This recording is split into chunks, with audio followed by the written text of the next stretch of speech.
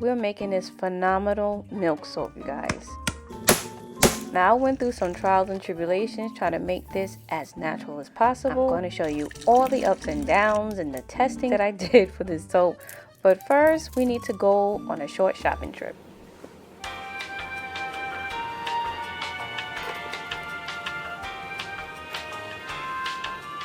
I want to get some natural ingredients, milk ingredients, to go in my cold process soap.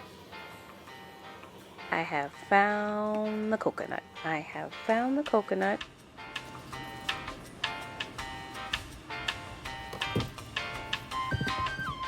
I decided I was going to either do coconut milk or carnation milk or buttermilk. Decided to look at the canned milk. I was just so, I don't know, you guys, because it had ingredients like guar gum and polysorbate, and I just wanted a natural coconut milk to go in my soap. And then I saw this one. Look at the container. It says contains coconut. I mean, I hope so. I'm buying coconut milk. Carboxymethylcellulose. Then I got to the buttermilk section. It's made by a local farm in the area. And then their label was like, oh, it's not made with cows treated with RBST, but it doesn't matter because there's no significant difference. I'm like, okay. This is going to be as natural as I'm going to get it, so let me go ahead and wring out. So yes, I know you see that I do have a can of coconut milk, but which one am I going to use for the soap, you guys? Am I going to use the canned milk, or am I going to use the actual coconut? Yeah, that's how much breadfruit is. Everything is expensive nowadays. Welcome. Good morning, good evening, good day, good night. I am Natacia, and welcome to my channel. So I decided to go with the old coconut milk from the old coconut. Don't hate on my hammer. She did her job. She not pretty, but she did her job. Okay. I didn't want to do the canned coconut milk because they had other ingredients that's supposed to help preserve the milk in the can and stuff that help with the color, and I didn't want those ingredients to react to the soap and then I get a weird result in the soap, and I didn't know why. So look at that. Let me tell you, nature is awesome. Look how beautiful and clear that coconut water is. My goodness, beautiful. Now I do use some of this in my cold process soap, but the focus is the milk. So now I'm deciding to cut up the meat of the coconut, and later I'm going to blend and strain this meat. I had some concern, you guys. I had some concern. Adding all this milk and stuff like that. What kind of lather am I going to get on this soap? Okay? What kind of lather, and will it saponify properly? Towards the end of this video, I'm going to be running some tests, so you don't want to miss out on that.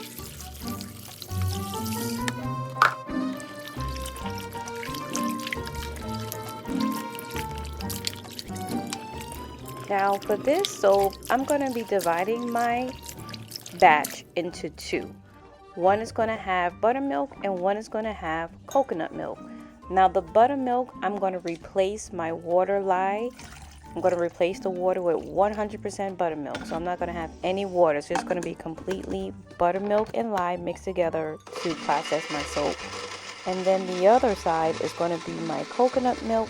But I'm going to use the milk and oil method, where you use regular water and lye to make your lye solution. But instead of adding coconut milk to the lye, I'm going to add it to my oil.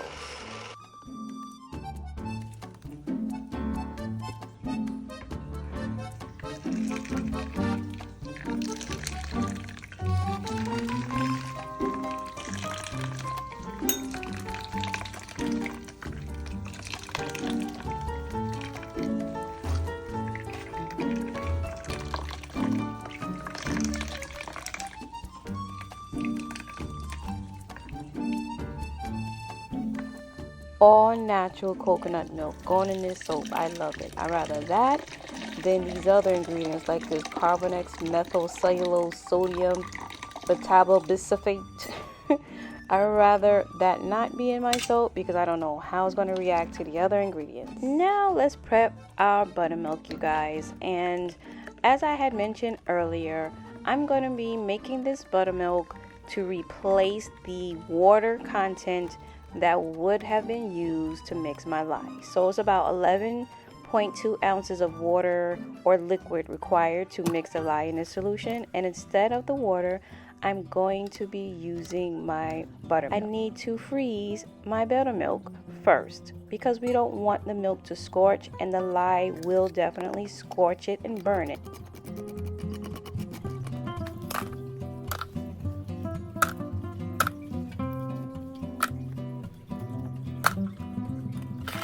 Before adding my lye to the buttermilk, I am going to put it in an ice bath for added measure to try to keep the temperatures cool so we won't scorch our milk.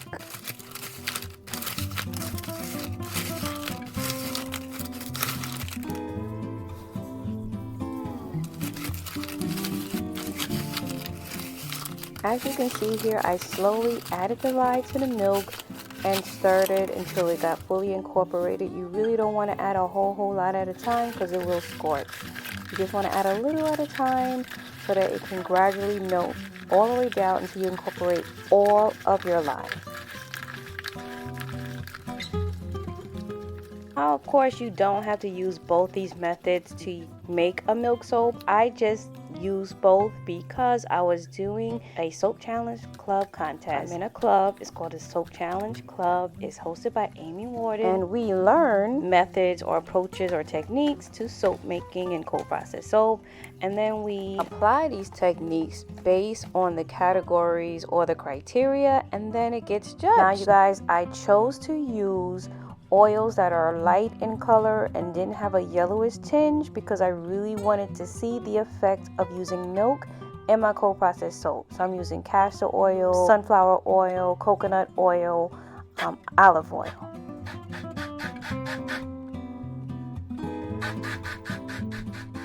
For my buttermilk lye mix, I am carefully blending it together because there are milk fats that are going to be coming up, and I wanted to blend it and strain it to make sure I don't have any clumpy clumps in my soapy soap. I am straining these milks every chance I get because I am not trying to see little fats in the soap that's unsaponified or not blended properly.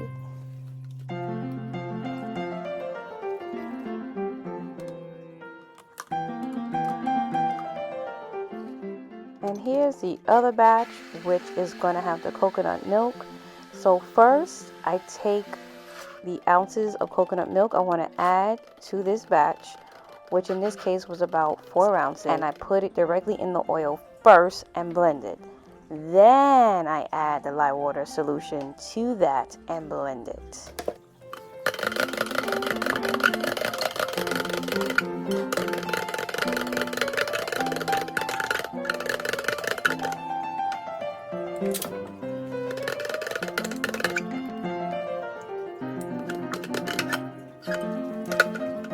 Alright, ladies and gentlemen, on our right we have the coconut milk in our oils, and on our left we have the buttermilk in our oils. Although I'm using two different methods, look at the color difference. My goodness. So what do you guys predict? Do you think that buttermilk is going to come out yellow in the soap, or do you think the coconut milk is going to come out yellow in the soap? Do you think it's going to come out thick? What do you guys predict? You got to predict now.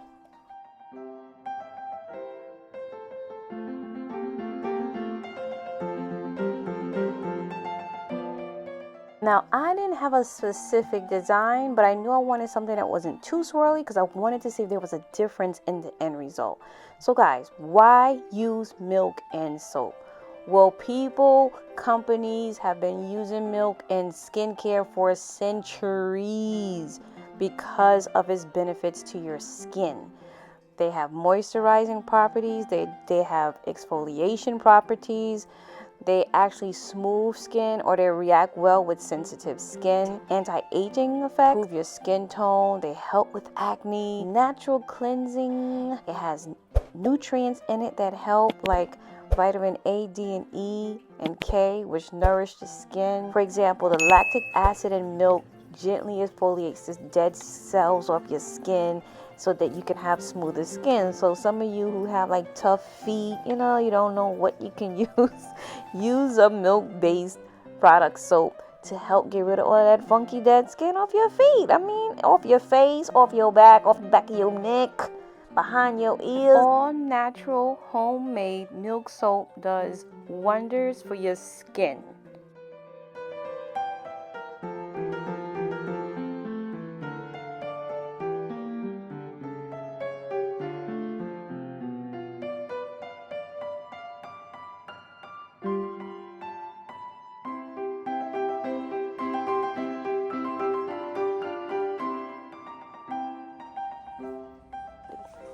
So here's kind of the next day.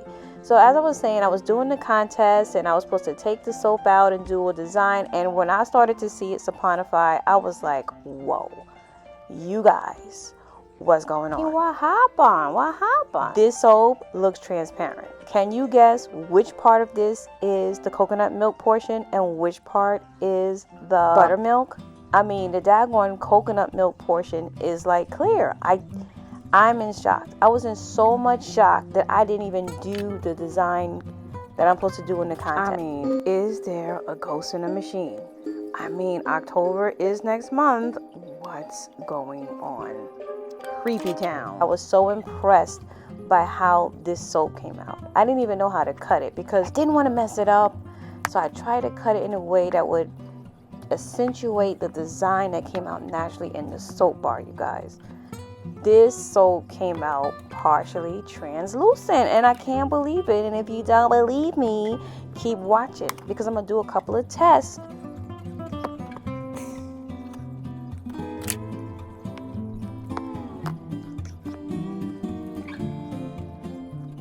I knew that there was some kind of science behind why the soap came out like this, you guys, because when you make soap with milk, it gets really hot because of the milk sugars. So I put this soap in the refrigerator immediately after I poured it. I didn't show that part, but I did. But now I'm wondering, will this soap lather? And what is the lather going to look like? And 2, is it lye heavy? Did I mix it properly? I wasn't certain. Now for those of you that was like, you can't see through this soap, watch. 1, 2, 3. Look at that. You can see through this soap. I told you. Isn't that crazy? This is cold processed soap. This isn't melt and pour soap. This is cold processed soap. That is incredible. Now we're going to test the pH of this soap. Now for those of you who don't know, your soap needs to be a certain pH to be skin safe. Now in general, your soap should have a pH between 7 and 10, with most soaps registering between 8 and 10 after about 24 hours of saponification. If it's above 10, it may be considered lye heavy, and that can irritate or burn your skin, and you don't want that. It has like that itchy, burny feeling. No, you don't want that. If you find that your soap is lye heavy, you probably want to give it another couple of days to saponify and test it again. But I am testing it now and I'm going to show you, where do you see it registering at? Is it registering at 7, 8, 9, or 10? You tell me. What do you see? Well, this soap sure isn't lye heavy, that's for sure.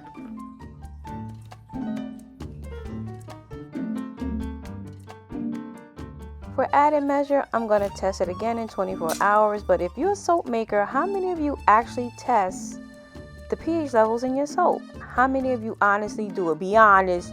Be honest. Don't fib. Be honest. Let's do the lather test. We're going to test these bubbles, you guys. We're going to see how much bubbles we get, if we get any.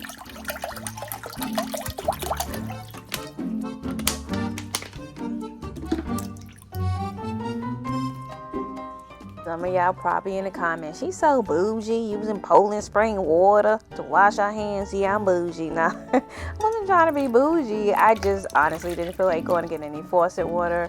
But I really wanted to test out this soap that didn't have any chlorine in it, or any calcium, or any hard water. And look, you guys, and immediately this soap is lathering up. You know how sometimes when you buy soap and it takes a minute. You got to get it wet and rub it around for it to start showing any bubbles immediately.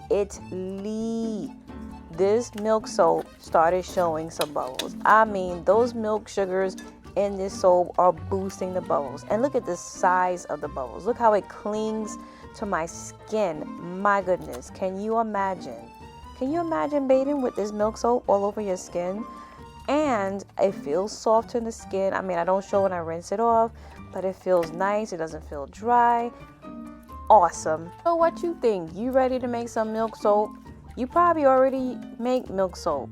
Goat milk, cow milk, camel milk, lamb milk, rice milk. Guys, try it, put it in your soap, and see what happens. I'm telling you, you won't be disappointed. Protect your beautiful skin and your beautiful energy. Please click on my video. Watch them a ton of times.